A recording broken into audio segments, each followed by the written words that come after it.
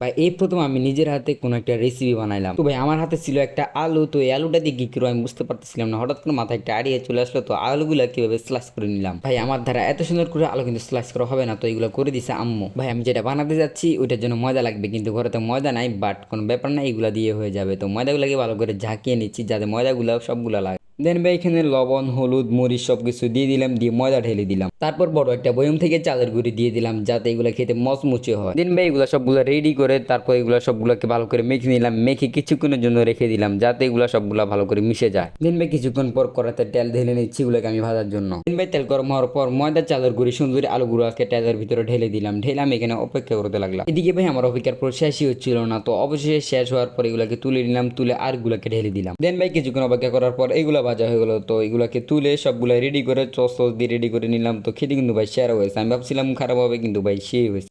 ভিডিওটা কেমন আছে কমেন্ট বক্সে জানাবেন, এবং আপনারা যদি এরকম করে খেয়ে থাকেন ভিডিওটা লাইক করে দিবেন, চ্যানেলটা সাবস্ক্রাইব করে দিবেন।